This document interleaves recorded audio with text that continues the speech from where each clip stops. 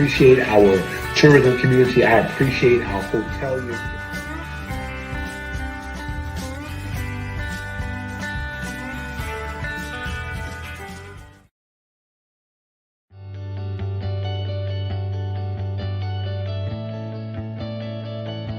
People are making money, they can spend more time at home with their children. We have less crime. That's right. I am in support of anything that's going to increase the revenue flowing through Chatham County.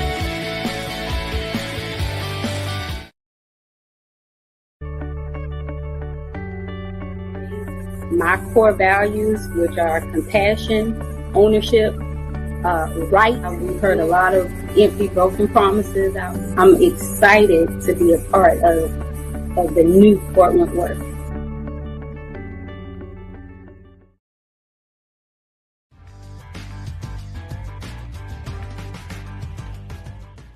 my opinion, Tabby hasn't managed growth very well.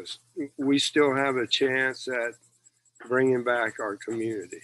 Tabby is definitely worth saving.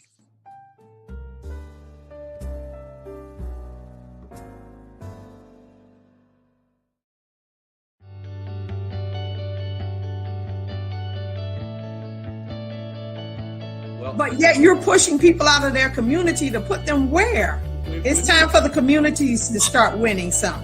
I want you to make our city better.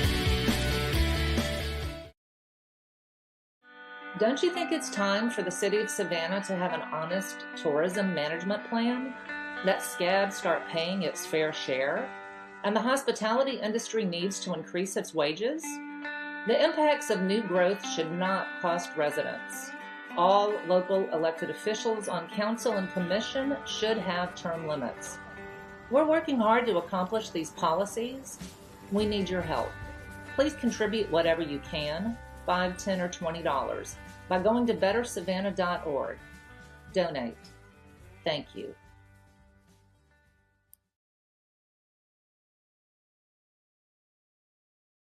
The following show and broadcast is a production of Better Savannah, an independent expenditure committee dedicated to better policy outcomes at the state and local level. The views, opinions, and statements made by the hosts and/or their guests do not necessarily reflect the views of Better Savannah.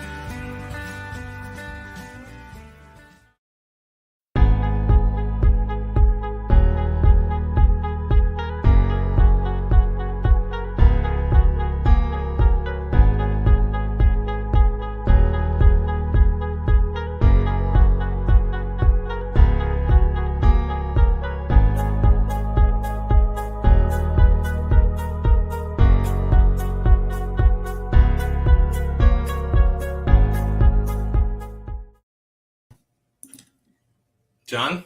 Yes, sir. What's up, buddy? It's a beautiful weekend. Sunday evening's been first real fall day today. It really was crisp and wonderful today. We're recording this on Sunday, October 17th, and it was really such a beautiful day. I've had a great weekend. We're right in the thick of election season, my friend. 2 weeks to election day on Tuesday. We're going to, by the time this publishes on Thursday to the public, we'll have just finished our Port Wentworth series on Tuesday, which was 3 episodes long. I really am fascinated by these municipalities surrounding our city of Savannah here in the Chatham County region. And, you know, today it's kind of like it's 3 p.m. in the garden. I might call this episode, you know, it's Garden City. And we wanted to highlight a group of challengers kind of not in the same but similar battle as other municipalities were highlighting. I find the similarities and differences both striking between Tybee, Port Wentworth, Garden City, Savannah. There are common threads with various vines. But how about them Braves, John? Hey, I told you they might surprise you. Well, Game 1 win. After so many years of going, to the divisional playoffs and falling short, I'll just admit it. It's hard to be wildly optimistic, but I'll tell you the way they played last night. I'm gonna wear the rally hat and hope for the best, man. Well, I think those in town who know you all too well would say, "Hey, aren't you from California?"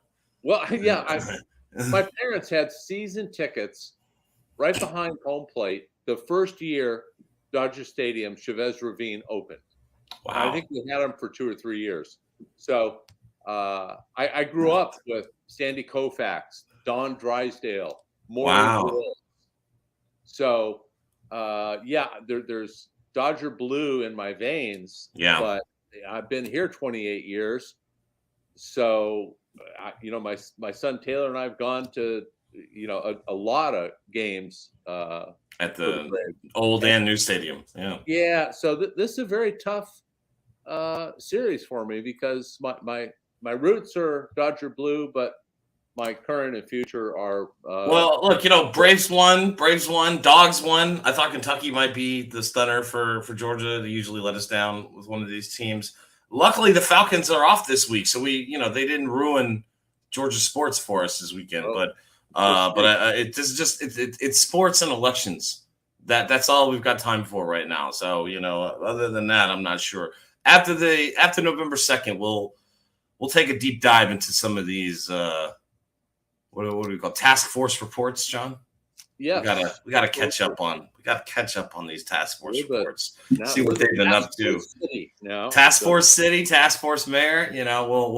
We'll get to that very soon. We promise. But again, our episode here for episode 64, John, of Better Savannah, is highlighting Garden City. So I want to bring in our candidates. We've got 2 candidates vying for District 5, and they are Corey Foreman and Todd Payne. And then we've got a candidate vying for the at-large council seat, Donna Williams. So I want to welcome everybody in and just kind of welcome you guys to the show. Thank you so much for agreeing to sit down with us. And we'll kind of go one by one and let you guys introduce yourselves. Corey, why don't you tell us a little bit about yourself and what's got you running for Garden City Council?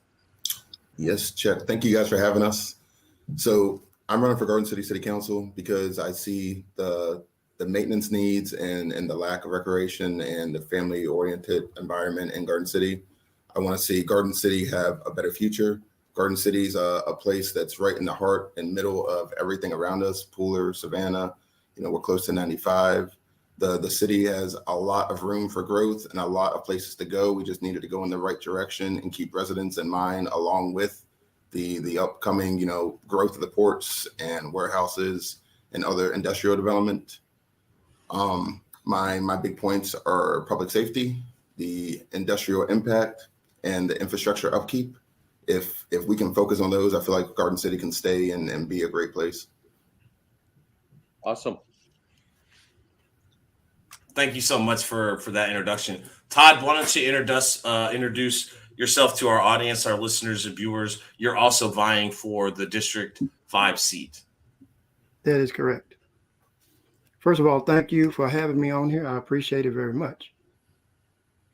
My name is Todd Payne. I'm running for District 5. And first, I'm a man of integrity. That is, if I say something, I mean it. And if I say something, you can believe it. That's first thing. I'm a family man. I'm a wife. I've been married for 17 years. And I'm a pastor of the church, which means if I say something, I stick with it. And I'm based on love and integrity. Because I believe Garden City deserves better than than it is now. It deserves better. We can do better than this as a people. We become stagnated and we have no vision. The Bible says with no vision, we perish. That means we die. And I believe in loving our neighbor as ourselves. We have to treat each other better in this neighborhood. I've not been here 1 year. I've not been here 2 years. I've been here 8 years. And I've seen the decline in people and in economy.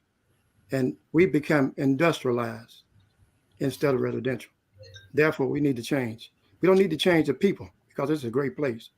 We need to change the way it's governed. That's what I see. Thank you.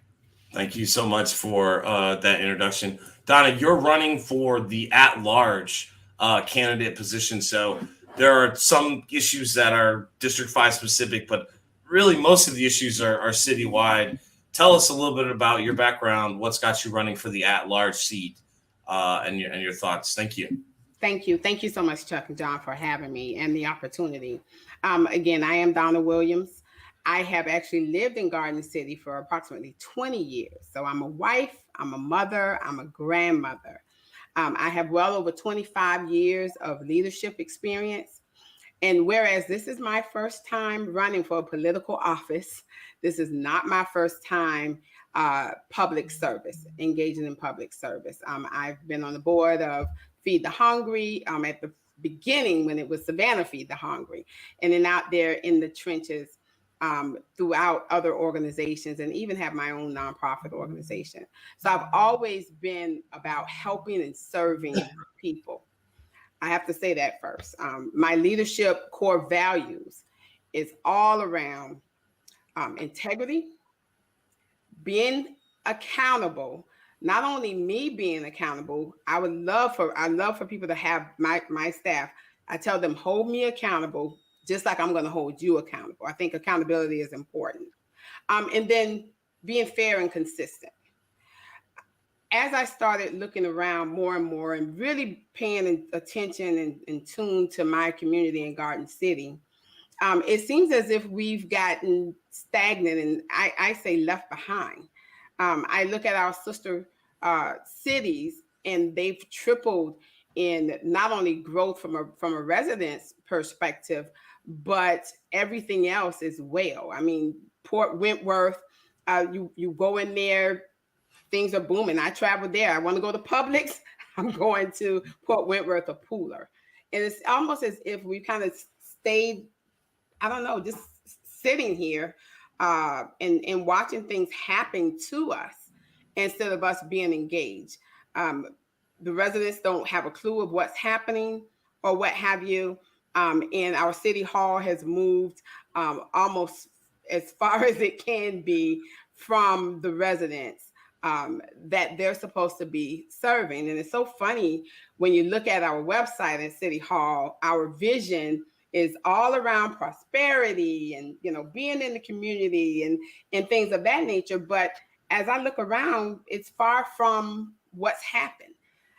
So I struggled with the decision to run for this at-large seat or what have you. But here I am, as I am, and ready to fight for the people. I understand that we're an industrial city. We're not going to be Savannah. We're not going to be Pooler, right? But we definitely can be a greater Garden City. And that's going to take individuals who don't mind standing up and going out and do the work. Thank you. Don't be just sitting at the desk. So that's why I'm running. Absolutely. Thank you so much for that introduction.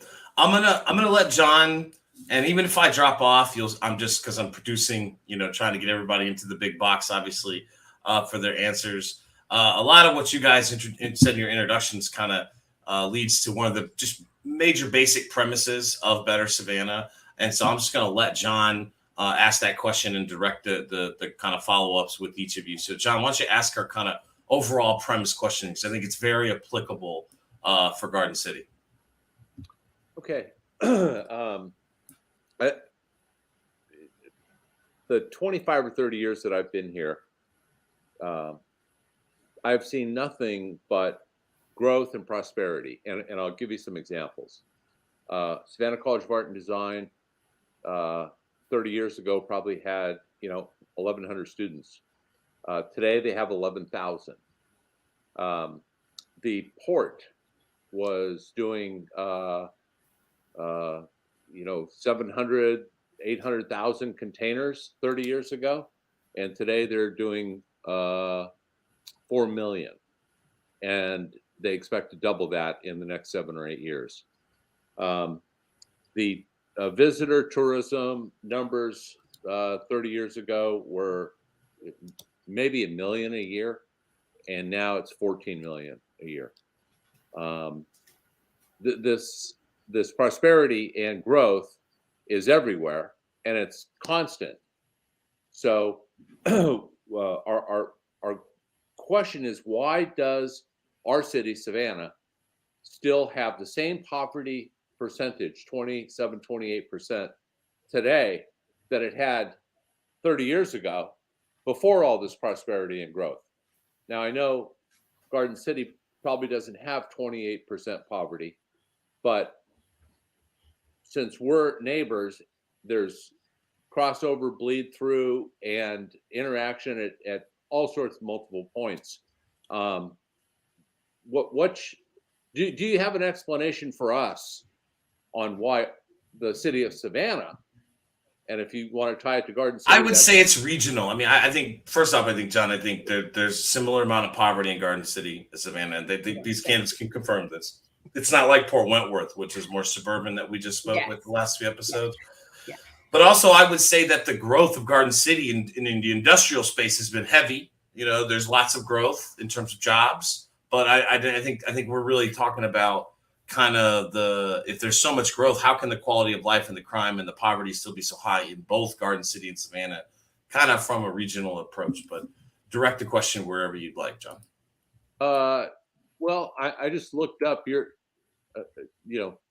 Google says Garden City currently has 19.4% poverty. Okay. Yeah. That's higher than the national average, which I believe is 14.5. So, Donna, why don't you start us off with some commentary on that subject? Yeah. So, it's actually, I don't want to say stunning, but it's just disheartening that a city of our size has such a high poverty rate here. But it's not shocking. I said this already. We have nothing for our young people to do. We have no enrichment programs, no tutoring, no after-school programs. We're not even for our young adults, right? So I think median income is at about $46,000, right? We have what? Affordable housing. We have one affordable housing complex here in Garden City. So if we're not feeding into enrichment programs, educational programs, things that's going to stimulate the growth of our people here, how will we solve the poverty issue here? We have homeless here as well. And I want to go back to the warehouses and the jobs and things of that nature. We do have, plenty of warehouses here. I'm not sure how many of those warehouses are employing our residents here. And I would love to know, and I haven't done the research, but the temp workers, a lot of the warehouses are hiring, I would just wait to say maybe 30%, maybe even more, probably more temp workers. So you're hiring the temp workers. You don't have to worry about paying them, health care and benefits and things of that nature. And you wonder why we're in poverty. I'm all for a living wage. People cannot live off of $9, $10 an hour. We have single moms. We have 2-parent households that are trying to work, multiple jobs. They don't have time to spend with their kids, as much or what have you. So that cycle is revolving, right? It's Gotcha. revolving. And I would wage to say probably, I know Savannah has more than what we have, but I would wager to take a look at the programs that are really meaningful and that's going to help the people. Okay. And let's get a living wage. All right, Donna. Thank you. And I'm going to come back to you with a follow-up question about how you're going to pay for that. So be thinking about that. In the meantime, Corey, you're up. What's your take on the disparity of success and growth versus standards of living and poverty levels? So Donna was spot on, and she's right. The Pines here in Garden City is the only affordable housing we have in Garden City. Along with that, the way Garden City has grown over the last few decades or longer, we have industry jobs, but not everybody is able or willing to do industry jobs. We have the ports, but not everybody, once again, is able or willing to work for the ports. So if that's your two big employers, we don't have any grocery stores other than Food Lion, which they have their staffing, but they only pay so much. And with the household income and prices rising, especially here in Garden City with property values, it's not enough to survive on. Then bringing the money back into our city. So even if you are making the money or you're working at the ports, you're working at the warehouse, from an economic standpoint for the city, we don't have any money really circulating in the city. So our restaurants, there really are no sit-in restaurants besides a handful. We have fast food, but all this money we get through traffic money, but we don't have money from our own residents circulating the city, generating the revenue, trickling back to bring the city up along with its residents. So if we can fix that and bring more residents to Garden City, that will create more growth in a commercial atmosphere and more growth for businesses that aren't so industrial or warehouse. Maybe we can get smaller stores to work in, more grocery stores to work in, and provide a different atmosphere that's not just physical labor. We are a very labor-driven community, and we don't have much outside of that. I also believe, if my number is correct, I think there's only 10% of households with a bachelor's degree or higher inside of Garden City. And with that, we don't have any city-funded, education programs. We don't have anything. I know Carl Gilliard has the Empowerment Center, and he does a lot to help the hungry, a lot to help, with the entrepreneur spirit.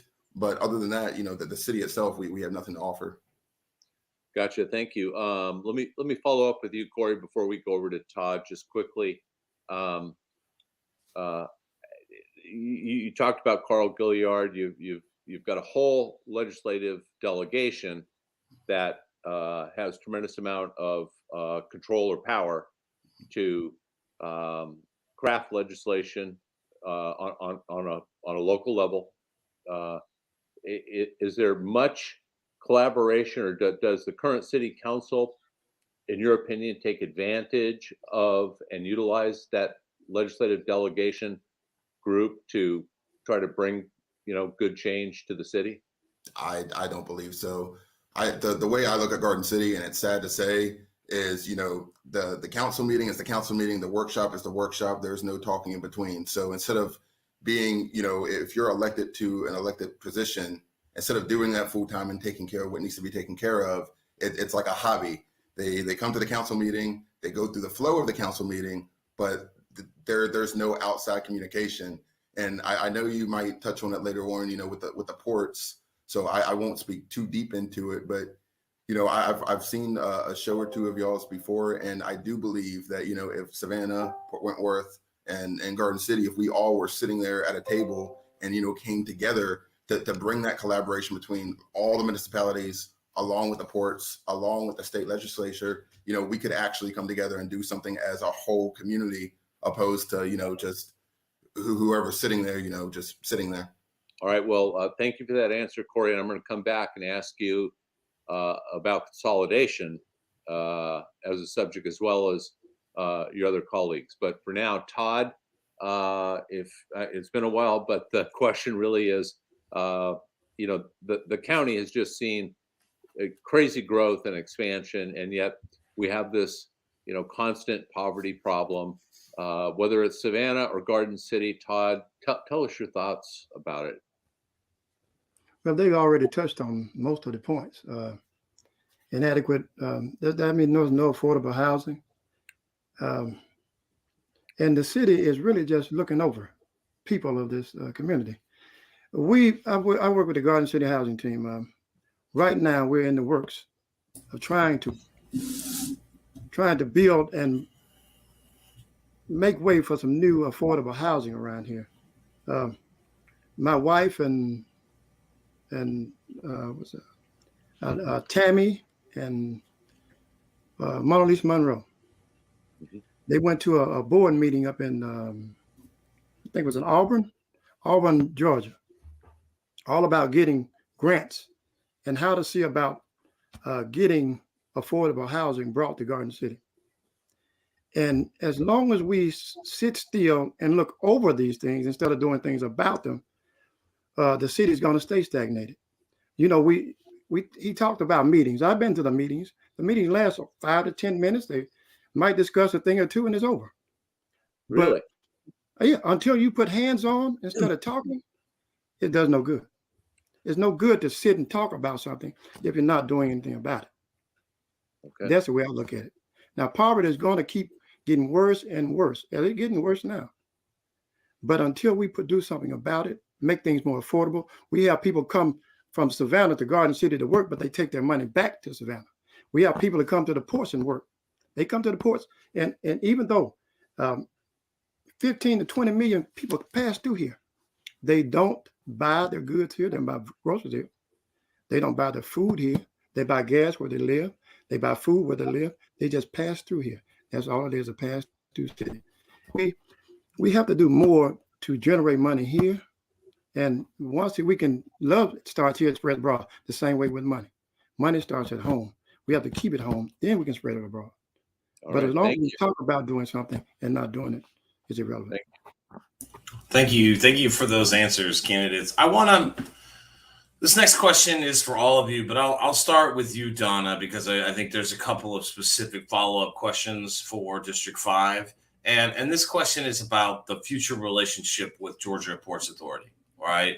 Like Port Wentworth, like Savannah, like Chatham County, Garden City is directly and indirectly impacted by the major growth at Georgia Ports Authority. It's 4 million containers a year right now.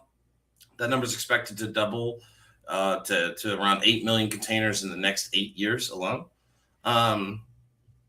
It seems unrealistic that the local governments can bear the brunt of that growth without some help, some recurring revenue from Georgia Ports Authority in the form of a container port fee. Okay, this is a major kind of policy plank of Better Savannah. And we feel, just as a group trying to push change, like the more municipalities that are on board with this, that are pushing for it and asking for it, the more the county is asking for it, the more everybody's on the same page, the more likely it is to happen, right? So the question is this: do you support a port container fee that could be divided amongst the county and the municipalities that are directly impacted by the Georgia Ports Authority? How do you envision your relationship as a council member with Georgia Ports in the future? And what, if you have specific knowledge about the past relationship with GPA and what needs to change from the past? And so, Don, I'll let you kind of start us off, because I know that there's a specific GPA issue in District 5. Yeah. Sorry about that. I think you had me. Sorry about that. I was trying to click it off for you. That's okay. So a couple of things. As I understand it, the Georgia Ports Authority is the state has jurisdiction over the Georgia Ports Authority, right? That's correct. So I'm just going to be honest. I'm not quite sure how it will play out with us trying to get together to get the container fees. Okay, that's number one. I want to say that I'm just not sure. Number two is, honestly, what's most important to me, because I would cover all 5 districts, right? Right. is building the relationship with Georgia Port Authority and trying to leverage some collaborative opportunities so that they can help us in Garden City, particularly, to help us get some different things that we need in our community. It may not be that they could write a check or what have you tomorrow, but I anticipate if we could get together with not only Georgia Ports, but even Gulfstream, International Paper, build a task force, if you will, and have them help to use their influence and help us get better programs. I'm going to go back to our youth, for our young people and our young adults, so that we can actually help to build up and but be able to come out of the poverty or lower that poverty level there. So the relationship and them being a good neighbor is extremely important. And that's what I would definitely go for. Right now with the trains, the mega rail is coming. It's like, the mega rail is coming. I hear that it should be done around the second quarter of next year. That's huge for us, because that's going to eliminate a lot of that train traffic from coming down our roads. But there's still some areas where there's some opportunity, I believe, because I'm not sure if you guys are aware of it, but we have some areas in Garden City that really is a hazard. It's a safety hazard. We have homes, okay, that are between two train tracks, not only in the 5th district, but in the 3rd district as well. They're between two train tracks. If both of those trains are coming and it's happened at the same time, if there's an emergency, if someone needs to get out, they're going to be in big trouble. So leveraging, again, GPA's relationship, hopefully with the trains, Norfolk Southern, CSX, or what have you, even DOT, to get us and give us some relief and support for those things. That's really what I would be fighting for. And for me, that is extremely valuable for us to have. Hopefully day one to start those relationships going. I just want to quickly address the first, because the question is not about what legally Garden City you guys can do, because I think there is things you can do legally. Well, we could talk about that, but I think just from a political will point of view, it's unconscionable that GPA would double its capacity without giving some recurring revenue to this area, both at the county and at the municipal level. And so, again, passing a non-binding resolution asking for that, if every single municipality and the county government has that, it makes it harder for people like Carl Gilliard to ignore that type of policy request and not be for it themselves. So it's kind of like if you build it, they will come kind of philosophy. Like, you've got to ask for it and push for it, even if you can't legally make it happen yourself as a government. Go ahead, John. Sorry to jump in here, but let's keep this in context, Chuck and Yes. Donna. 32 years ago, you guys lived off port container fee revenue. So this is you're not asking for something to be done that's never been done before. Okay? This was precedent. This was established policy. And this is how we conducted business with the ports until our delegation decided that they would strike the fees to try to jumpstart the port and get it to be more competitive. Well, clearly no one can say that we're not competitive now. Right. Another great analogy, Donna, and I'll let you respond after this, is, in the state of Alaska, every citizen in Alaska gets a check for like $1,800, and it's off the royalties of the oil industry, because it's such a huge, wealthy industry, but it does impact the quality of life, especially environmentally, on the medium to long term, right? So there's monies that are paid, and that state just gives it back to its citizens in the form of a check. I mean, this is more about the operations of the local governments that are, you guys had to raise taxes for the first time ever in the last, few years here. I mean, this is kind of what this is about. It's about people paying their fair share. So just as a matter of principle, do you, when you say they should be a better neighbor, does that include, Georgia Port coming to the table and paying their fair share? I definitely believe in paying their fair share. I mean, but not only Georgia Ports. I mean, our warehouses and even developers as well, right? Because as I understand it, we don't have, impact fees right now. Our sister county, I think Bryan County, have it. Well, yes, and I think we'll get to impact fees as a topic a little bit later on. But just because it's connected directly, you're correct. But again, I think just the relationship with Georgia Ports, to start, they're the source for the goods that go to those warehouses. Yeah. All right. Well, I appreciate it, Todd. Let's go to you, Todd. I want to ask you the same question. Just the future of you guys' relationship, and we'll have some follow-ups specific to District 5 after your answer. Go ahead, Todd. Well, from what I know, Garden City is the host city for the port, right? Right. That's right. Therefore, they should be accountable to pay Garden City something. That 1% that you're talking about, they should be. But as I said again, the port and Garden City has been on a bittersweet relationship. They have to figure out what's wrong and sit down to the table and figure out what's wrong. Dot the I's and cross the T's, because they have to work. Garden City needs to work with the port, and the port needs to work with Garden City. We need to find out what the issues are, because Garden City is the whole city, and this bitter and sweet relationship needs to end. And they need to go back to the table, because you started this at paying these dividends. Why can't you do them now? Because you're making more revenue now.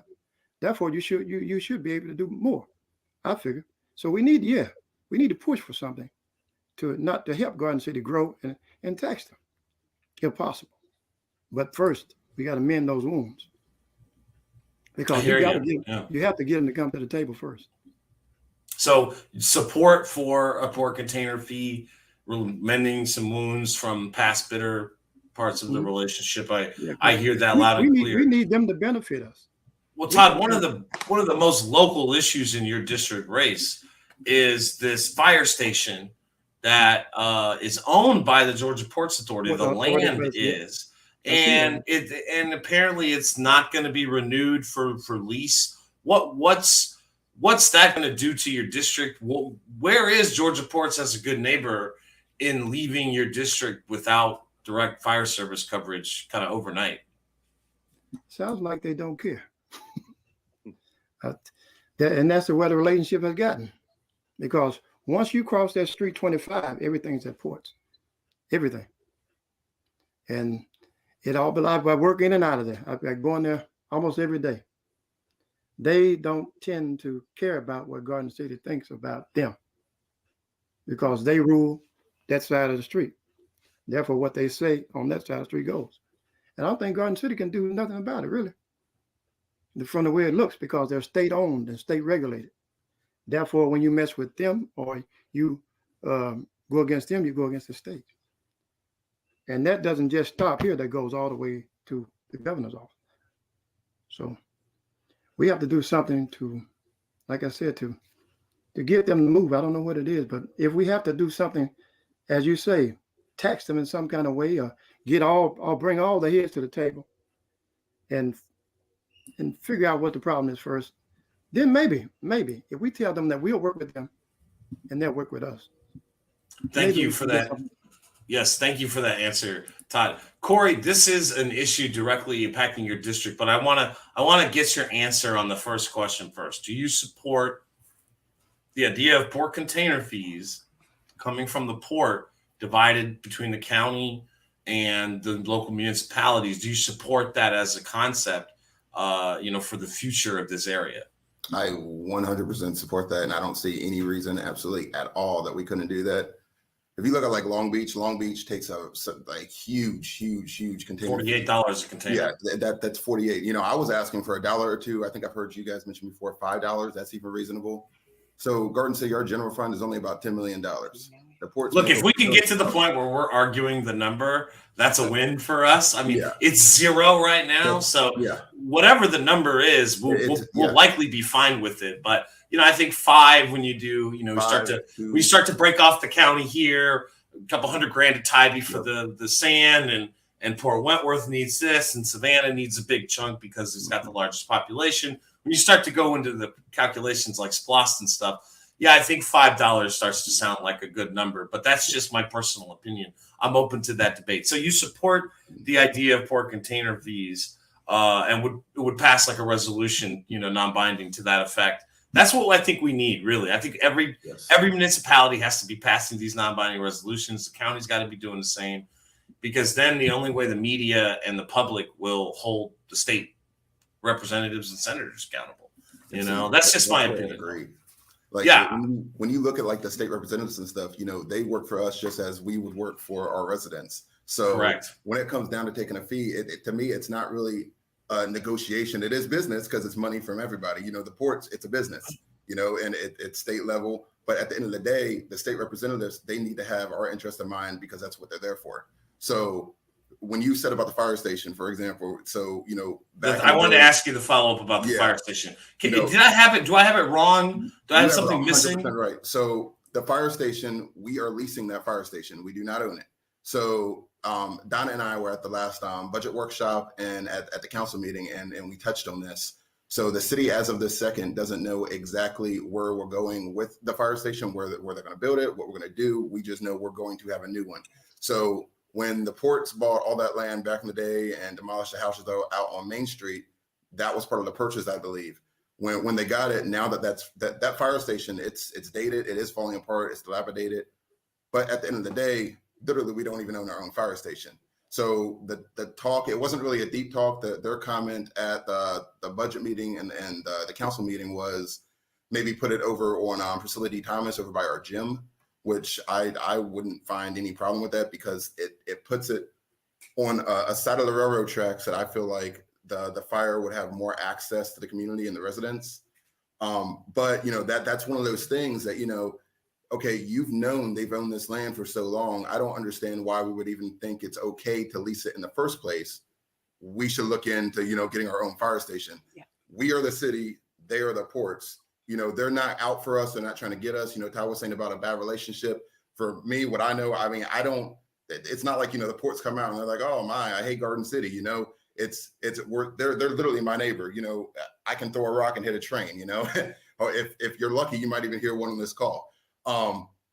So the proximity of the ports and what the ports have and what we have, it's not I hate you. It's not a hate relationship. It's just, we don't ask for nothing.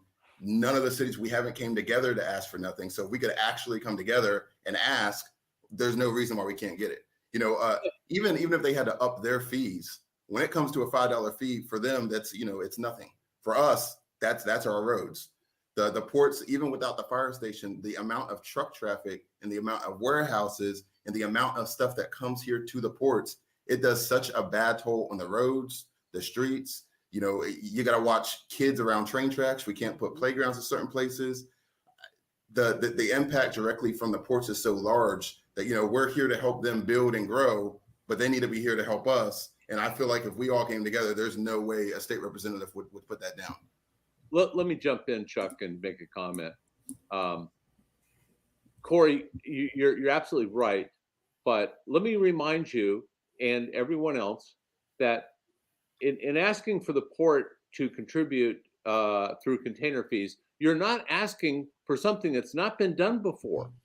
The problem when they drop those fees is they should have made that bill renewable, meaning in 5 or 10 years we'll revisit it and we'll renew it. It just won't automatically renew year after year after year. So you know, Eddie and Pete and all of them thought that turning it over to the state would be that official too, which I think was a mistake. I mean, I think Johnson and Burke Day, and I know there was more players involved, but the county had to make the decision at the time, though. Well, the other point that I think has to be remembered or shoehorned into this simple discussion of, you got 9,000 residents, you've got to run a city, you've got to provide for a lot of services, and without returning to some sort of container fees, you guys have only two choices. Those two choices are, number one, you reduce services. Now, that's not a popular thing, because governments are typically kind of reducing their services anyway, if not privatizing them. The other option that you have is to raise taxes. So the port is triangulating your city council and your community into a terrible cul-de-sac where you're going to have to either reduce services or increase property tax revenue. I just wanted to point that out. No, you're right, John. And if the thing with Garden City is that we don't have the ask, so there's not that drive to go get it. There's no drive to push for it. The fact that we had it and the fact that we don't have it now, I don't understand why nobody for the last couple of decades have came back and tried to reacquire that. I think that's foolish, and it should have been done shortly after. We also have a really bad thing with handshake agreements anyway. We had a problem with a lot of spot of land over there with the school board and their development. And it came that somebody back in the day, they didn't actually sign a document for a piece of land that we had, and we were trying to sell it. And the school board's attorney came back and said, hey, well, you don't even own it. Oh, really? So, it's that type of records keeping and that type of handshake, good old boy, just do whatever system that needs to change. And if we don't do it, then we're not going to get anything. We're not going to grow as a municipality or a county. Thank you, Corey. Todd, let me ask you one more piece on this fire department thing. When is that lease due? And what is the contingency plan for losing that service coverage? I got to imagine that the ISO ratings are going to skyrocket. I don't know exactly when that lease is up. Probably Mr. Foreman and Ms. Williams said they talked to him. I talked to port. I talked to some of the people inside the port. That's all I know. I don't know anything when that lease is up. But me and Mr. Monroe sat down and talked with some of the port people. That's the reason I know there's a relationship issue. That's all I can say about the port. There's a relationship issue. Donna, are you aware of when that lease is up?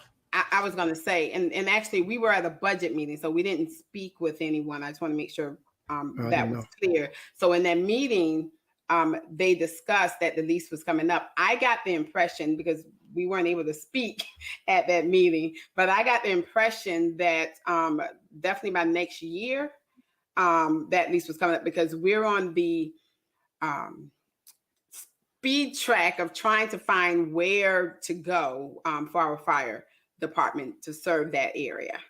But I did not, and I didn't even see anywhere in writing when that lease will be up. But I definitely agree with something that was said about our system, the status quo system that we've had in Garden City. It definitely is a good old boy system, and that has left us really, again, I'll say stuck. Even I said on the CVB, Convention of Visitors Bureau, right, which is supposed to bring, I'll say tourists, or bring more heads in the beds, so to speak. When I was asked to be on that board, the same type of thing. I mean, a group of good people who volunteer their time, right? But it's almost like spinning in circles, because the objective that we're supposed to get done, it's almost like, what's happening? It's not happening, or they're not sure how to make it happen. Or I'm going to give you, Chuck, this contract because you've done some work in some of my other businesses or whatever, and we'll say, okay, it's okay, instead of looking around at different RFPs, even bringing in some diversity into those rooms, whether it's women, businesses, Latino businesses, African American business, and things of that nature. So we need some different leadership for sure in our municipality. And I'll go back again, those who are not afraid to ask the questions and make the stand. And I agree with Corey. My granny used to say, "You have not because you ask not." We need to, right. We need to do a better job for our residents. Thank you for that answer. I want to move on to impact fees. This is probably another one of our main core issues that we've been advocating for many years, since before Better Savannah got started. Garden City, along with Savannah and Port Wentworth, have zero impact fees, basically, beyond water and sewer tap-ins, which are separate, from impact fees. For those who may not know or listening into this program for the first time, impact fees are one-time fees paid for by developers at time of the building permit application, which help to offset the cost of infrastructure products that have to go along with the growth that comes along with that permitted growth, right? So if you permit, $50 million in permitted growth, right, you need a certain amount of revenue to be able to support that growth over the coming years. Same thing with the next year and the next year and the next year. Garden City has room to grow in terms of some land. There is some land that could be developed there still. And so getting this policy in place soon is kind of very important, as we know the port is going to grow, like we just talked about in the last segment.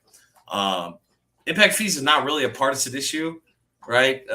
Bryan County, Effingham County, Rincon, Richmond Hill, these are heavily Republican areas that vote, routinely Republican, and have adopted impact fees for the last several years. They also have lower property taxes, better schools, better quality of life, typically, in terms of real estate type of value. So I'll start with you, Donna, and then we'll go to our District 5 candidates. Do you support impact fees? How would you deploy them? Be residential, commercial, industrial, and what are your thoughts on what they should be spent on? Yes, I support impact fees. Definitely. What I would like for them to be spent on, again, I'll go back to Parks and Recs, to develop things for our young people. I'm not sure. I don't know a whole lot about them in depth, if it can support affordable housing or not, but definitely that. And the police and public works. I mean, again, Corey said it earlier, maybe Todd, but our roads in the ports, I do know daily 14,000 trucks in and out, to the different warehouses, in and out through our roads. Okay, not to mention the go through traffic, those who are coming from Guyton, Effingham area and coming back through. So infrastructure, if we can utilize them on that as well, to definitely trying to make sure we're not having to tap into our general funds for those things to help the quality of life of our residents. Let me ask you a follow-up to this question. The city is proposing to spend several $1 million on a soccer type of complex or stadium. This is one of the areas that impact fee revenue can be used in, which is recreation under current state law. Is that a project that you support? Would you, support that project with impact fees that could be passed? I do support the soccer field. There, because again, it's a program for our young people, right? And again, we have a fairly diverse population. So we have 20% Latino population. Soccer is definitely like their football. So that's definitely going to help and support that population, as well as, our 41% African American and now 35% Caucasian population. So I do support that, but I also support recreation in other parts of our city. So right now, we're now getting ready to start with that recreation center and rebuilding that recreation center when we should have actually been doing that a long time ago, but now they're getting on the board. Something else that we learned in the budget meeting that I thought, and this is why I'm saying our leadership, we can't go with the status quo. I learned that there was some dollars in the budget this year to do parks, like pocket parks, but they weren't done because for whatever reason, I'll just say that, but the leadership didn't realize that, they could go ahead and do it or what have you. But in the meantime, our residents, our children are still suffering with nothing to do. Again, we just have to make smarter decisions and really talk to our people to know what they're feeling, what they want. That's why I'm actually proud and to be one of the founding persons to do a neighborhood association meeting for Garden City, which we've never had for the entire city of Garden City, a place where the residents can collect, their thoughts, knowing what's going on in their city and holding others accountable, external and our municipalities. Thank you for that answer, Donna.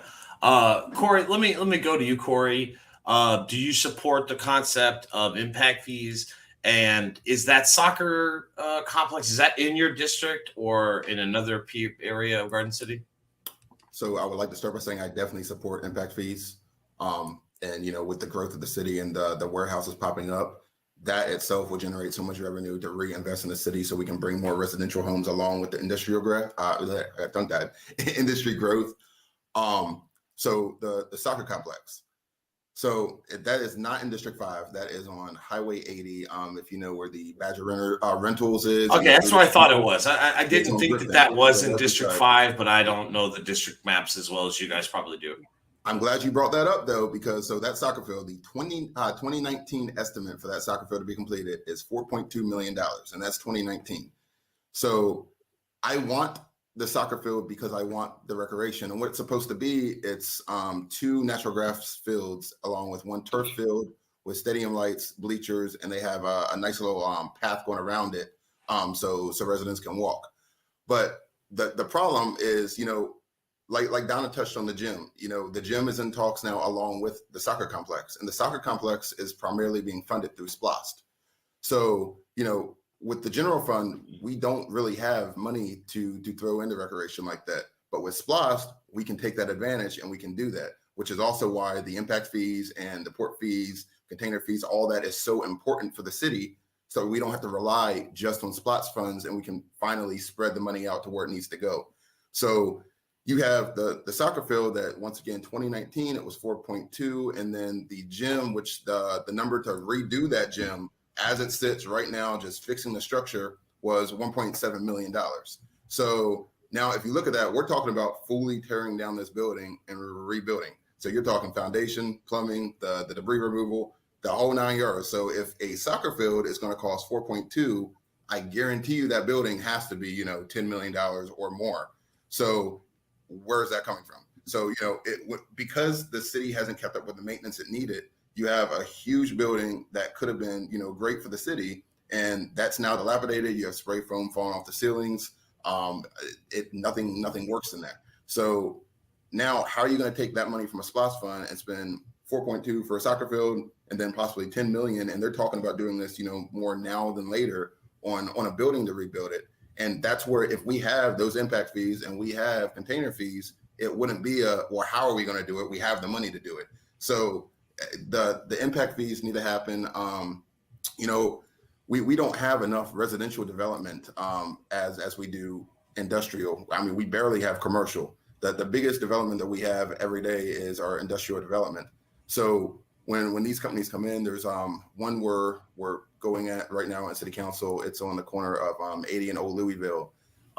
If I'm not mistaken, I think the owner of the property inherited it from somebody who passed away. And their plan, they want to rezone a residential area once again to industrial, and I believe it's 2 warehouses along with a storefront with some commercial spaces. The commercial space is fine, but once again, you are putting industrial right on top of residence at the end of a very small road. Then on top of that, where is that going to help the city? So now you're rezoning residential. We need residents. Every time you rezone something that's already, that the city doesn't stick to their future plan, and they don't stick to the future growth. Every time they go against that and rezone, it just puts us back. Thank you. Todd, let me get you in here on this topic. Do you support impact fees on the new growth that's going to continue to come in Garden City, with or without the impact fees is coming? And then what are your thoughts on how to use that money, where to use that money? The soccer complex has been mentioned there. Some of the member comments are talking about city-owned property in another part of the city that may be the heart of the city. Just what are your thoughts on both those questions? Impact fees as a tool to responsibly manage growth, and what to spend that money on? Yes, we need them badly. He mentioned the squash money. It's called the squash funds, I say. But we need them. We need that badly because we're suffering. And you're talking about a soccer field, even though they're not in our district. It all, as a whole, broadens the whole concept of Garden City. Now, we don't have anything in the 5th district at all for children. I think there used to be something at the senior citizen building. There used to be years ago, but there's not anything else. Therefore, we need to do something recreational, as was said, that needs to be stood behind, not just talk about, but done. See, anytime I think we become stagnated and forgot all about the youth, if they don't have something to do with their energy, they might do some mischief. So we need to find a way to not to grow the city. I understand we're growing the city slowly. And he was talking, Mr. Foreman was talking about that soccer field and even the gymnasium. We don't know if all that money is incorporated. See, because those things have to be demolished. That costs just to demolish before you rebuild. And you have to take everything that's done. You have to evaluate. You have to get rid of everything and start back over. Therefore, we don't know if all that money is accumulated into that one figure. So it could be more, maybe less, but we don't know. But we have to do something with the splash money and the impact fees would help grow the city, grow the economy, and help us with the city as a whole. Now, we need places for everybody. It would help with the city building roads and yeah. It would help with the city as a whole. We need roads, we need playgrounds, we need parks, we need something for everybody to do, not just like I said once before. This place has turned from residential into industrial and commercialized, and we need to. Matter of fact, I'll tell you something that you might not believe. Up on Highway 80, right before you get to Old Louisville Road, you was talking, and before you get to the cement company, I'm the safety manager of K&S Incorporated. My boss has bought 5 houses right there, bought them, commercial houses. Now he has the permits and everything to build a yard right there. It's not that it's not going to help Garden City, but it's harmful too, because even though it's helped residential, industrializing commercial growth is not helping us as residential people. So yes, we need every penny we can squeeze. Thank you for that. I appreciate that. John, do you want to do term limits, or Cedar? What do you want to ask next? Sure. Let's. I think term limits is a great one. Go ahead. Just quickly, if any of these candidates know or remember anything, there was a frenzy to annex Southbridge into Garden City not too terribly long ago, and then the city of Savannah oddly got into the mix, and you guys were like competing. And I don't know because of the water, right? What? Just quickly, Todd, do you Todd, know do you anything? know about that? So what do you mean? Some of this, some of Garden City is called Savannah Incorporated. That's what you mean? No, Southbridge Southbridge. residential community. I think it's across from your new city hall, Southbridge. Oh no, I don't know that much about that. Corey, you got any history on that for me? Like, Yes, John. where were you coming from on that as a city? So Looking for more property tax base? my blood starts to boil every time I think about it, because I can guarantee you the entire reason and purpose of that city hall sitting exactly Oh, he where talking about it City sits Hall. He didn't. is to be, appealing to Southbridge. So I can 100% see why they were trying to acquire Southbridge, and I still would not mind that would be a great thing, because property taxes for everybody could be more leveled out. We can help Southbridge by bringing them our fire, which they have their own fire, our police, and help them build their roads and keep them maintained, so they don't have that unincorporated vibe going all the time and having to fight for the trash services and all the other services. But our city hall, so where my house is right now, it's in the historic Garden City, which is predominantly all of Garden City. So the money funded for that city hall, which it's hard to get the exact number, but it's way over $20 million for the city hall. They took that building and they put it directly in front of Southbridge. Literally, there's nowhere. We just built the Tapestry, I believe is what it's called, the apartments over there behind City Hall. Mm-hmm. That's the most new development in Garden City we've had in decades, next to the Oaks off of more towards Big Hill Road. So there, before those apartments were built, there was no residents there except for the few houses in between down on the left-hand side of Dean Forest going out towards 17. So that the whole purpose of that building being there, in my eyes, is 100% to acquire Southbridge. And now it shot them in the foot, because you have a building completely away from your residents, and you have a whole neighborhood that wants nothing to do with you. So until we can go back and talk, there's no reason for the city hall to even be where it's at. Yeah. Are any of the incumbents that are on council today, were they in favor of that annexation when it was going on? I couldn't speak on it if I didn't see it. So I don't know. Something you want to look into. Yeah, most definitely. I think the city hall itself, I want to say, was that Quincy? Quinley. Yeah, Quinny. Yeah, I think. I'm not sure if that was Mayor Quinley or not, but I don't believe. I really don't believe any of them, but don't quote me on that. But that's okay. Well, it's leading into our term limits question. So let me, since we got you on the screen, Donna, let me start with you. Better Savannah believes that, and whether it's 2 terms or 3 terms, we're not picking apart which, 2 terms, 3 terms.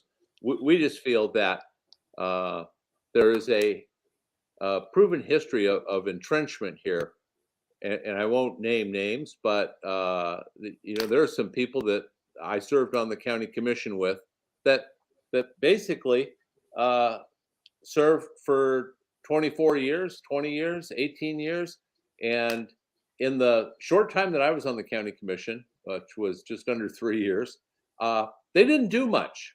Okay, they didn't bring anything up. They weren't innovative.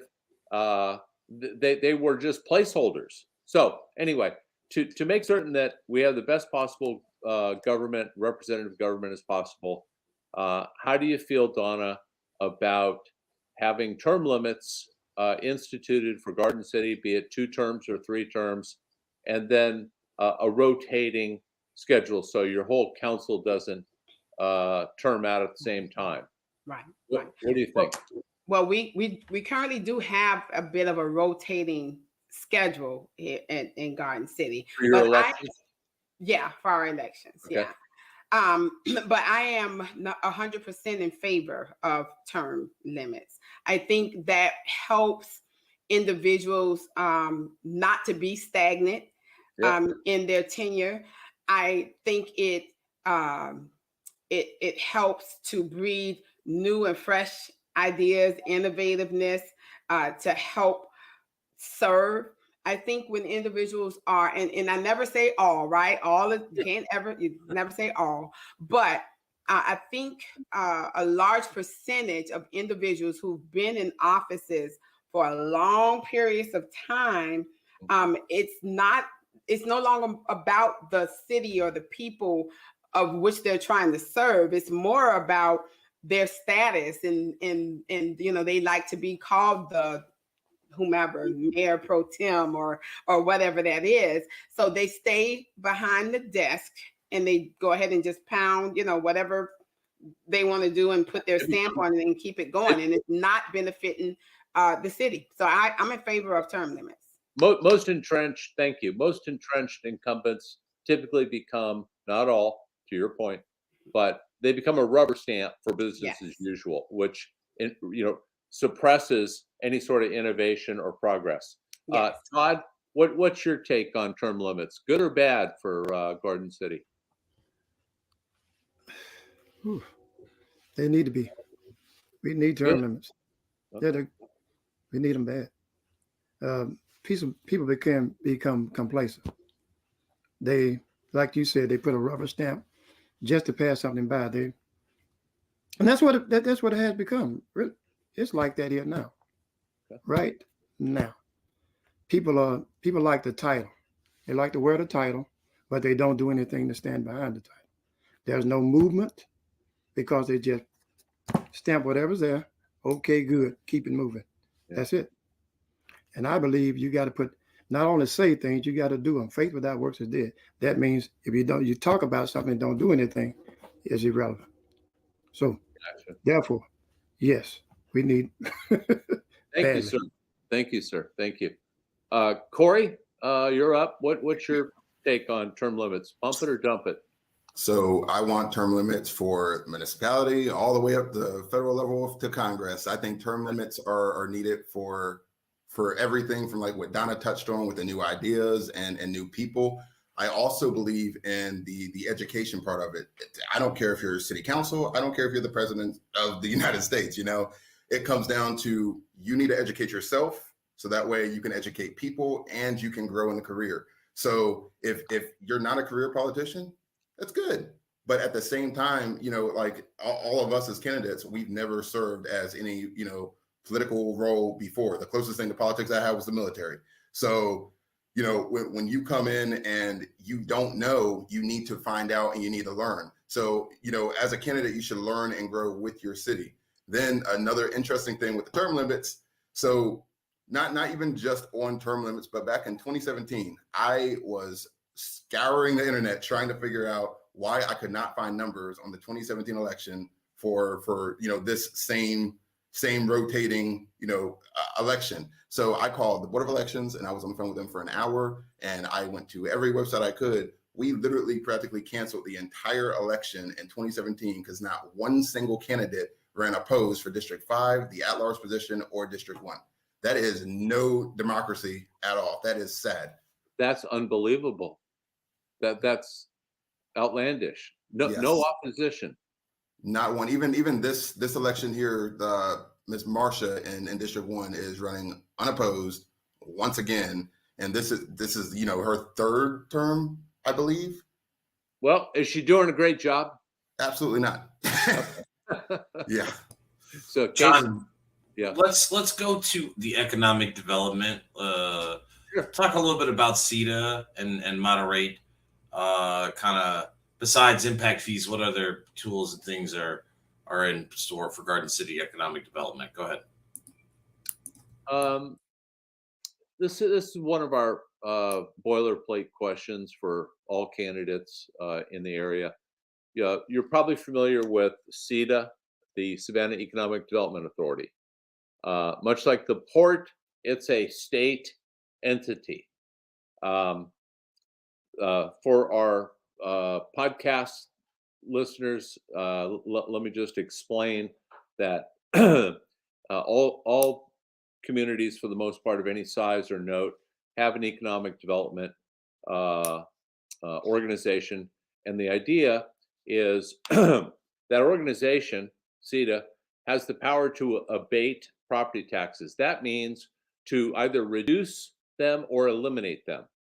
And that applies to both the municipality level, the county level, and the school level. So that's a huge benefit to economic development. If you're going to come in and build a factory or open a store, having that head start of abated property taxes is a huge help in starting your business. It's the reason that you're attracted and choose a community. The other thing the authority, the Savannah Economic Development Authority, has is the power to issue their own bonds to help develop properties for growth. They also streamline and reduce the delays in all your permitting and access inside the system for your project.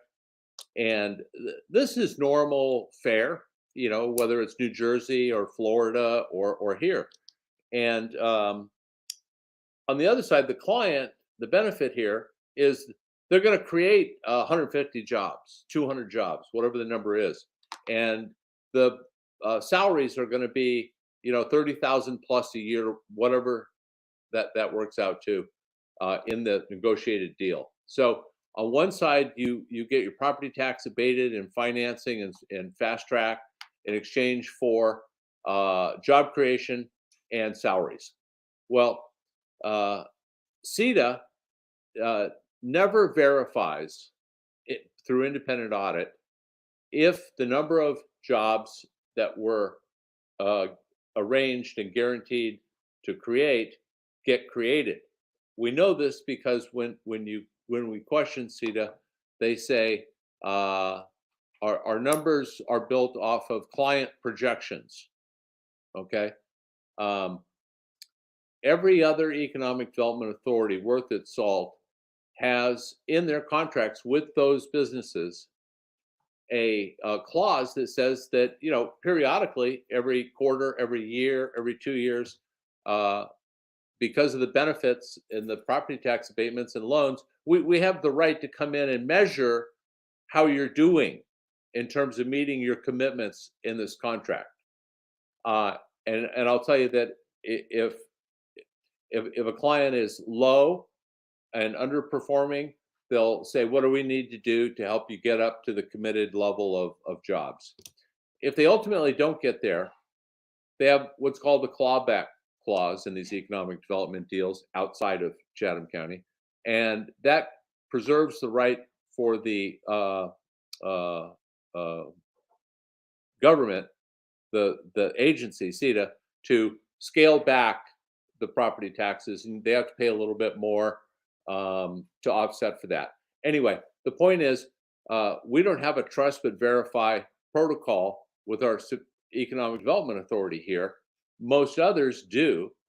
And my question to you is, do you think that information is so proprietary that it shouldn't be looked at and reviewed and measured to see if the client is producing what they promised to produce?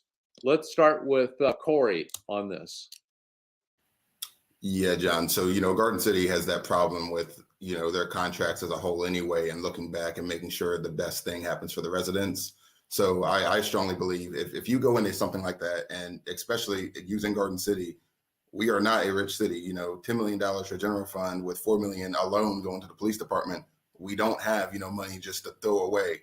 So that tax revenue, if you abate that and if you take that away, and the promise was to bring the jobs to our city, now you have, you know, they say they're going to bring 30,000 jobs or some crazy number to Garden City, and other municipalities would benefit. But then they come back and only bring 10, and, you know, everybody outside of our municipality gets those jobs. Then how does that benefit Garden City, and why are we not profiting? So if you don't have some type of third party to go back and audit that and figure those numbers, then there's no point to go into an agreement, because you're just wishing and hoping that, you know, it's just a handshake deal, the thing that Garden City's good with. So no handshakes. Yeah. Corey, as a numbers guy, I kind of expected that answer from you, but thank you. Todd, what saith you? Is it fair to tighten up on these deals and be certain that we're not paying the schools or the county or the city what they're what they normally would get, should we have the right to verify that they're in fact producing what they promised to produce?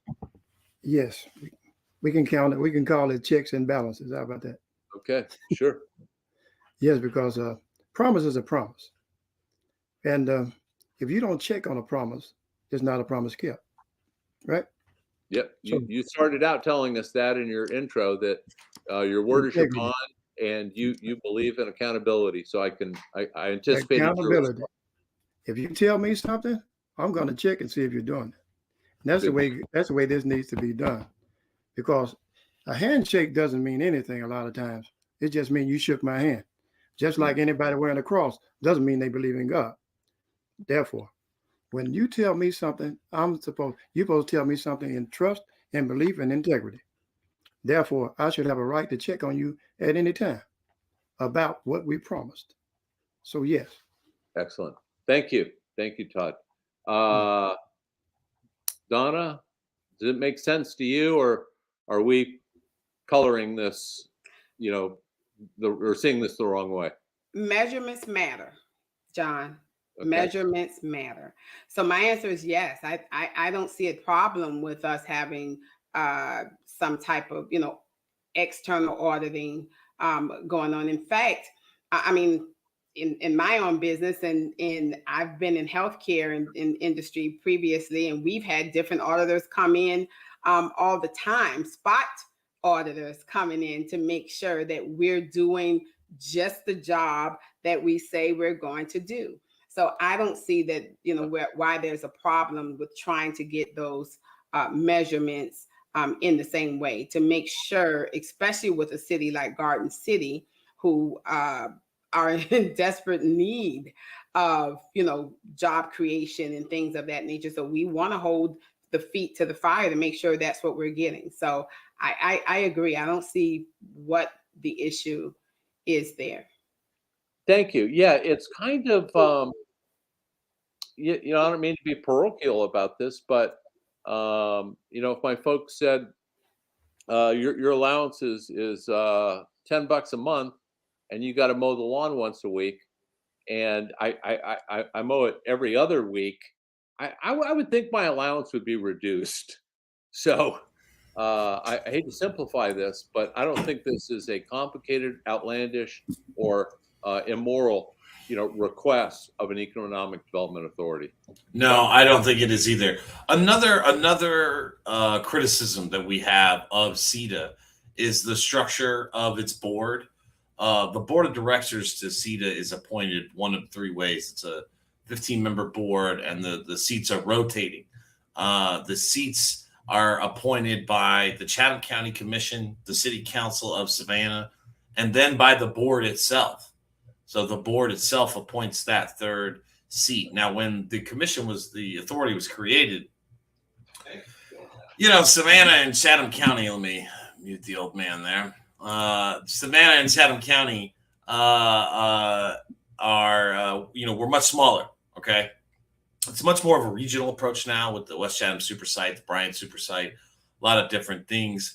Would you guys support, changing that board, asking Carl Gilliard to change that board so that Garden City or Port Wentworth or Pooler, one of the other up and coming, fast growing municipalities also gets, maybe some rotating representation? We'll start with you, Corey. What do you think about that? So I think with, just even if you're talking small to municipalities, even with Carl, being at a state level, it's the accountability and holding, each level of government to a standard. So if Carl doesn't have, the board put together the way it needs to be put, and if he can't bring the right people to implement things such as reviewing these companies, then I think that's his job, and he's our representative, and we voted him in just like we would get voted in. So just to hold that accountability. I mean, if it's not working, then fix it. So I agree. All right. So just ask for more accountability, maybe not change it right now, but maybe down the road. Todd, what do you think about the representation or lack thereof that Garden City has on that board. And there are several active seated deals in Garden City right now. But sometimes you need to change. We can't do the same thing all the time. Therefore, we get complacent like we're in the state that we are now. We need change, new blood, I would say. Yeah, it needs to change. Things can't stay the same all the time. So therefore, yeah, we need change. Thank you for that answer, Todd. I will know before I come to you on this question, Donna, a candidate, although we didn't support him in Port Wentworth, went as far to say Port Wentworth should start its own, development authority outside of CETA. I thought that was, maybe not the best answer, but it was definitely a different direction. Donna, Garden City doesn't have much representation on the CETA board. What do you think about the possibility of changing it so that there might be some more rotating representation on there for you guys? Yeah, I actually would welcome that that opportunity to be represented on that board. Again, I feel a lot of times, I used to feel that we were kind of left out and left behind until I started paying closer attention. I'm not sure if that we're left out as much as we haven't had a chance or had an opportunity, not even opportunity. We haven't had the right people to knock on the door and ask for a seat at the table. And sometimes if you're not at the table, especially when you're such a small municipality, then you are kind of forgotten about. So I definitely would welcome the opportunity for some of the smaller municipalities to be able to have a seat at the table, and maybe even a rotating seat at the table, because I do feel that our Port Wentworth, Bloomingdale, what have you, because we're all such much more smaller than some of the others, we may be able to look out for our sister city and remember them, when that time comes. So I think rotating it out, and I actually think State Representative Gilliard will probably be open to that idea as well. I'm not sure if anyone's spoken to him about it yet, but he's a reasonable man, and he likes change, and he likes progress as well. Well, if the rumors that he may seek the Senate seat are true, I'm sure we'll be talking to him sooner or later. But with that, I want to just stop and thank all of you. These small municipal races are tight. I'm sure you guys are working really hard, knocking doors, trying to get as many votes up. I'm going to start with you, Todd. As you're going, I'm going to create a scrolling banner. If you have a website or a Facebook, anything you'd like to put up, tell our viewers and listeners how to get a hold of you. Oh, I'm on Facebook. Paying for that. It's Paying for District 5. It's on Facebook. I'll find it while you're. Go ahead and just give us some, closing thoughts. How people can get in touch with you, or I'm gonna say one last thing with that last issue. We can't make progress with old mindsets. So that's what that last issue. Now what would you say? Just give some closing thoughts. We're gonna get ready to wrap the episode here. So we appreciate everybody's time and just tell people again why they should vote for you and anything else you want them to know about you. Oh, well, I told you once again, my name is Payne. Vote for me, District 5 Councilman. I'm going to leave with your analogy. This is the analogy I'm going to leave with you. If I was your cousin, your brother, or your sister, and I asked to borrow your car was working fine, no problems at all. No dents, no scratches, just like come off the showroom floor. I lent it to you. You've had it for 8 years now. You brought it back to me. It's dented, scratched, no fuel in the tank, tires are bad, no condition for driving, but you didn't care about it. You continued to drive the car as it was. Needed plugs, needed wires, but you still continue to drive it. And you bring it back to me and you ask me to borrow again. What would you say? If no is your answer, it's time for change. People have been driving in Garden City for 8 years now. no upkeep. They don't care about you. They'll continue to drive the car. They don't care about the roads. They don't care about your drainage. They don't care about you at all. They just want to hold a position. And it's time for you to take the position out of their hands. Vote no. Vote for Payne for District 5 representative. I'm a man of integrity, and believe me, if I don't do what I say, hold me to it. I'm a parent, and I'm a loving preacher. I love you, and I love everything about Garden City. Vote for me, I'll take care of you, and I'll take care of your needs. If not, you can hold me to it. Thank you. Thank you. Thank you so much for coming on. We appreciate it. Go ahead, John. No, I just wanted to thank Todd for his candor and his candidacy. It's it's a lot of work running a campaign, and it's a lot of work getting elected. So my hat's off to all these candidates. Go ahead. Let's see, Corey, why don't you go ahead and just give us how do you have a website or anything you want me to put on here? Yeah, I have my website, cforeman.com, and that's C as Charlie, of course. Mm-hmm. And then if you go to cforeman.com/voting, you can see important voting dates along with how to check your registration. Go to the MVP page. Is that right? Is that scrolling yes, right? Yes, all right, perfect. My Facebook is Foreman4GC, and that's spelled out 4. And my phone number is 912-944-5738. You can call or text me if you have any other questions about me as a candidate or anything that you would like to know about the city that I may know. I feel the reason you should vote for me for District 5 is because I will bring the accountability that the city needs, the change in our policy and procedure with the ports. I am for the infrastructure upkeep and maintenance that we deserve. Garden City was originated in 1939, and it still looks that way. Nothing has been updated. We need new water lines, new sewer, new streets. So if you vote me in, I can try to make it happen. I'm going to do everything in my power to make sure Garden City stays great and keeps continuing to grow. And once again, if I haven't met you yet, please contact me, 912-944-5738. Thank you, and thanks for having me. No, thank you. We appreciate you joining us, Corey. Stay safe on the campaign trail, and we wish all of you guys the best of luck. Donna, why don't you give us some closing thoughts? And I'm going to have your link tree going here. Awesome. Thank you so much, Chuck and John, for having me. I wish my opponent was able to come on as well. One thing I'll say, well, first of all, I am all for our working families. That's one reason I was actually endorsed by the Savannah Regional Central Labor Council. I'm excited to say that. I was also endorsed by Fair Fight.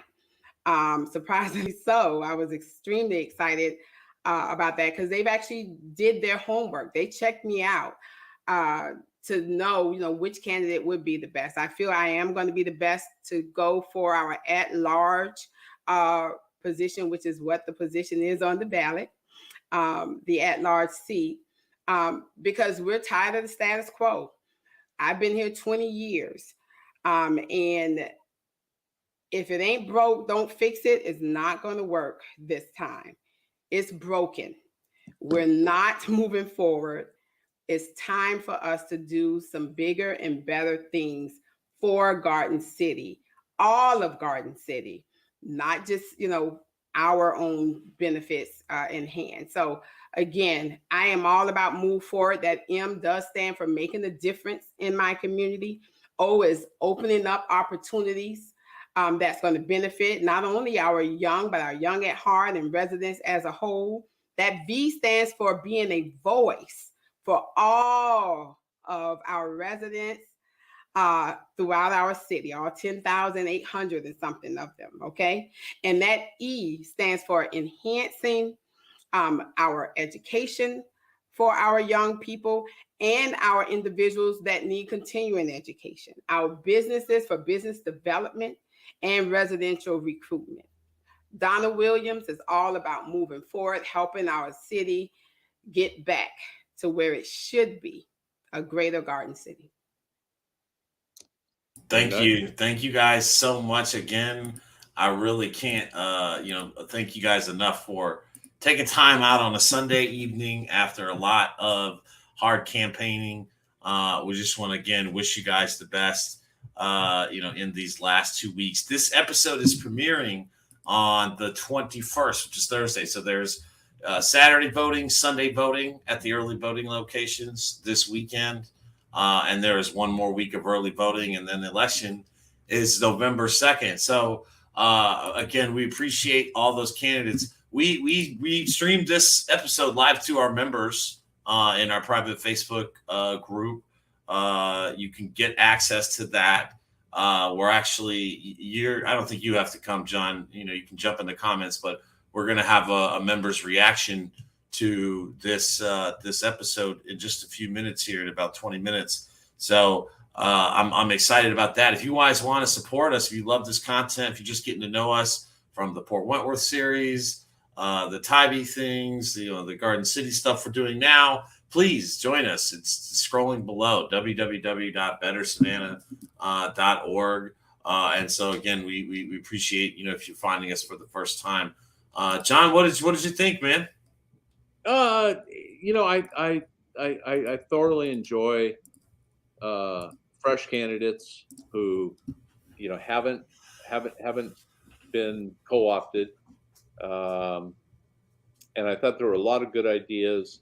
I can really see that the impacts of the port are probably felt the most in Garden City, Chuck. The wear and tear on the roads, the train congestions. Somewhere in my memories, Bill Gillespie is yelling about this in 2008. Yeah, I mean, do you remember that name?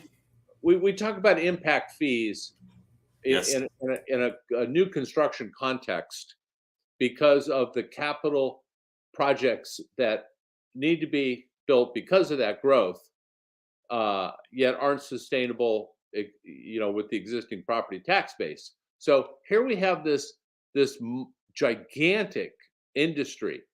If they're making cyanide next door to Garden City, people would want safeguards and all sorts of assurances and preparations for a disaster. That's a good analogy. It's a good analogy. You got this gigantic industry on your doorstep, driving through your streets, the train traffic slowing down and causing congestion, the air pollution. Those citizens are just giving and giving and giving and getting nothing more than the jobs that the port creates. It's a net sum zero gain that used to be offset by a reasonable agreement with the port to pay a token container fee. And that went away probably for an okay reason at the time. But it's 30 years later, Chuck. The port's 4 million plus containers and wants to double. I don't know how much longer the port can hold out and ignore their neighbor Garden City. Well, when people say that there's nothing we could do, I just disagree fundamentally, right? So, there are municipal and county, and especially Port Wentworth and Garden City, I think, are the key.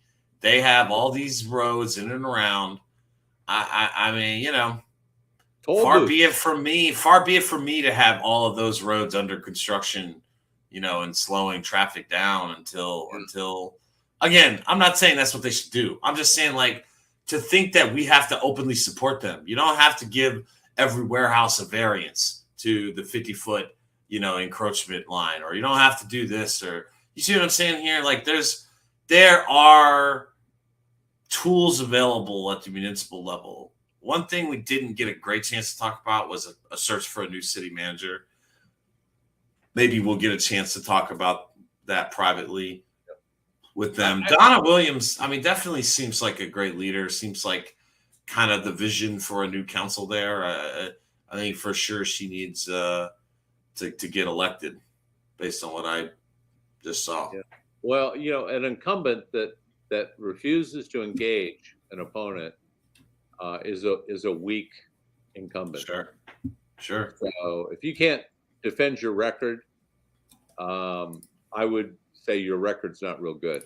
So just some housekeeping, John. This episode 64 is coming out on the 21st. That's Thursday. Okay. And we're going to have a members reaction show in a few minutes. That's episode 65. I think we'll do another members only episode at some point before next Thursday, which is the 28th. All right. And then we're going to have a live show on November 2nd for election night. We've got to. I think we'll do it maybe around 8 o'clock to start. That 8 o'clock is probably right when they'll start doing results, John. Yeah. These are tiny elections. We should be getting results quick. They should. They should. Yeah. No, that sounds good to me, Chuck. Got a lot on the line. A lot of communities' futures hinges on turnout. A lot of great women running for office. Yeah, there really are. How about that? Yeah, I'm very happy to see that. I'm proud. Me too. Yeah. You know, I mean, I just, Sabrina, Elaine Magruder,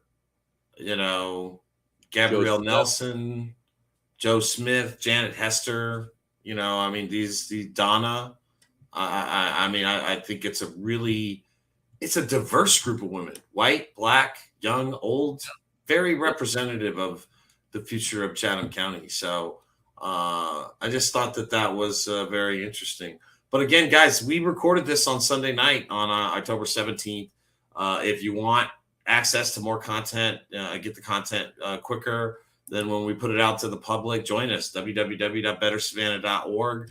Or you can go, if you're big on the apps, you can go to www.patreon.com/bettersavannah. Just want to say one thing, John. Yep. Found it super interesting that all of the candidates for House District 165 were quoted about higher wages yesterday. Yeah. Isn't that something? It was sent by Sabrina. Sabrina Kent, right out of the gate, did this totally, stagecraft thing and said $48 an hour. And everyone went, whoa, where's that coming from? And of course, she was just queuing up the subject and bringing some attention to her campaign, which was just ingenious. And yes. now all the major candidates are talking about wages and salaries as the number one issue. I mean, Sabrina Kent is already leading by example. So, I was thrilled to see that. Yeah, it's like in the second set of questions. If you look here, I've got I'll put a link to this in the podcast description before I publish it. But what we're looking at on screen for those who will listen to this on podcast apps is just Will Peebles, who's the Enterprise reporter. Shout out to Will, who's following the House District 165 race pretty closely. I just think it's hilarious that in the second set of questions, you've got Mayor Edna Jackson pivoting to raising the minimum wage. Antoine Lang, raising household income is one of the most important issues we face. Clinton Young, public enemy number one, is 34% poverty. Again, just talks about a fair, livable wage. Even Clinton Cower, has got a regulatory libertarian critique of it. But I just think it's fascinating, John, that a week after Better Savannah endorsed and went up with some ads about wages, now all the candidates have something to say. It's a twofold thing that strikes me, John. Let me say this, okay? It's both that the candidates are pivoting, but also that Savannah Morning News is pivoting to that coverage. They picked these out. This is from the League of Women Voters Forum, okay? Right.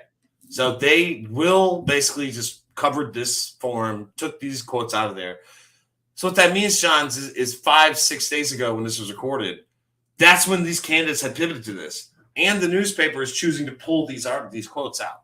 I just find that to be fascinating. I think it's a recognition that the wage issue is real, John. You are correct about that. It's also a recognition that Sabrina Green Kent is leading the way on this and hopefully more. Yeah. Well, listen, all the people that are not going back to work, The most people ever quit in the month of August in the history of this country quit their job. Exactly. What happened is, COVID kept people home. It kept them away from work, and Sure. they had a chance to reflect on their lives and what their value exchange is for going into that job that they're no longer going into. And they're going, God, I'm cleaning up my house. I'm spending more time with my kids. I'm working on myself.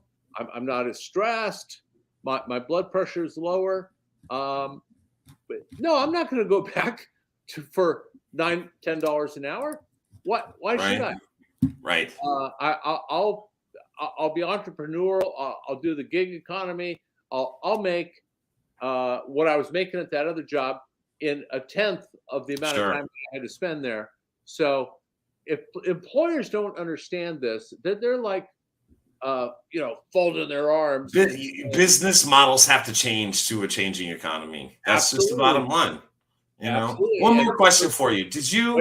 Wages. Did I understand correctly that you met Obi-Wan Kenobi? Help me, Obi-Wan Kenobi. You're my only hope. Yes. Did you get to meet Obi-Wan? With Jay Melder, city manager Savannah, new on the job. Yes, we introduced ourselves to one another at the Hello Neighbor event at Forsyth Park. Very nice. That's our district. Yeah, which interestingly, I didn't see Dee there, but I wasn't there all day. Yeah, it's a long event. Yeah, Sunday preaching. Yeah, thank you. You're right. Yeah, I'm sure he was. Sure, he's at the church, but I had to ask Maria earlier today: is it Saturday or Sunday? So it's Sunday. I'm you don't work anymore. I know you don't know. You don't have that. You don't have that anxiety about Monday morning anymore. No, I don't. Good for you. And the weather just totally absorbed all my great weather today. And I just said, man, what day is it? Anyway, it was Meet Obi-Wan Kenobi Day. And I'll tell you something. There we go. I got a great feeling from the guy. I hope so. And I told him, I said, we've been waiting for you. We've been waiting for you. So waiting feels like waiting for Superman, waiting for Obi-Wan. Absolutely. That's absolutely how it's been. Well, look, guys, we've got less than 14 days till Election Day when this goes to the public. Get out and support your favorite candidates and causes. Maybe don't vote for East Blast. Make your own make your own decisions, but I don't think I'm going to vote for it. But for sure, vote for Sabrina, vote for Mac, vote for Gabrielle Nelson. Support these good candidates. And again, if you want more content, please subscribe. Like the members chat reaction show we're about to have. I hope you'll join in the comments at least, John, while you're taking a break here. Okay, so thanks, guys. We will be back next week on the 28th for our last regular show before the election. We'll see what number it is by then. But again, thanks so much for joining us, guys, and I'll take us out. Good work, Chuck. Thanks. Thank you, buddy. Appreciate that.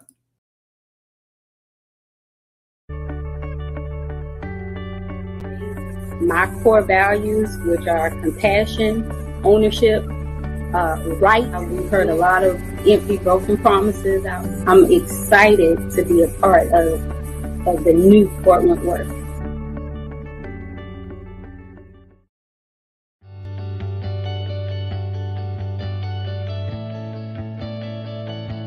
People are making money, they can spend more time at home with their children. We have less crime. Right. I am in support of anything that's going to increase the revenue flowing through Chatham County.